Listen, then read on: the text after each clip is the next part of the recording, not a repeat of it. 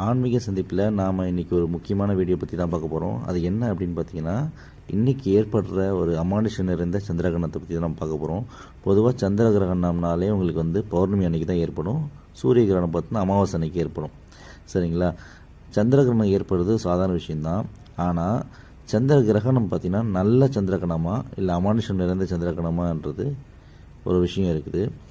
அதில் பார்த்திங்கன்னா இன்றைக்கி ஏற்படுறது அதாவது வந்து மகா சந்திரகிரகணம்.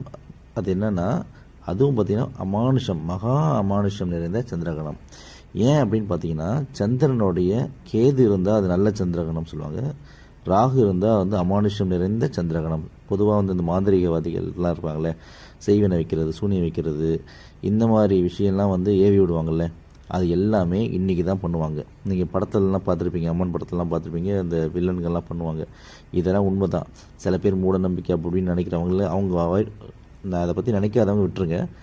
இதை பற்றி இந்த மாதிரி ஒரு விஷயம் இருக்கிறது 100க்கு 100 உண்மை தான்.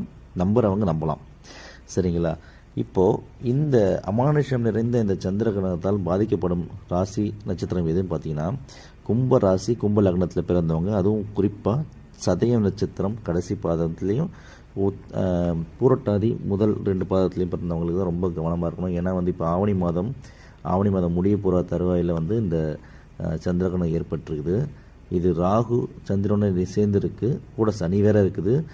இந்த டைம் பார்த்திங்கன்னா எல்லா கோயிலுமே மூடி இருக்குன்றது உங்களுக்கு எல்லாருக்குமே தெரியும்.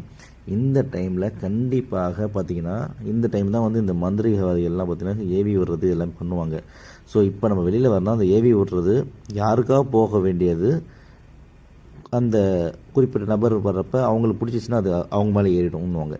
ஸோ குறிப்பாக வந்து நிறைமாத கர்ப்பிணி, தலைச்சன் பிள்ளைகள், குழந்தைகள் யாருமே பொதுவாக வெளியில் வரக்கூடாது. அதுவும் குறிப்பாக பார்த்திங்கன்னா அந்த கும்பராசி கும்ப லக்னக்காரங்களாம் வீட்டை விட்டு வெளியே வரவே கூடாது. இரவு 10 மணிலேருந்து காலையில் 6 மணி வரையும் வெளியில் வரவே கூடாது. வெளியில் வர்றதுக்கு முன்னாடி குளிச்சுட்டு தான் அவங்க வெளியில் வரணும். அதே போல் இந்த சந்திரகிரகணம் ஏற்படுற அந்த 2 ஹவர்ஸில் எதையுமே தண்ணி கூட குடிக்காதீங்க தயவு செஞ்சு. அது விஷமாக நம்ம உடம்புல போய் சேர்ந்துடும். ரைட்டுங்களா? இது வந்து சில பேர் வந்து இதெல்லாம் நம்பாதீங்க அப்படின்னு ஏமாற்றுவோம். ஆனால் நம்ம முன்னோர்கள் சொன்னதை எப்பயுமே நம்ம வந்து ஸ்கிப் பண்ணாமல் ஃபாலோ பண்ணுறது ரொம்ப நல்லது. சரிங்களா? இது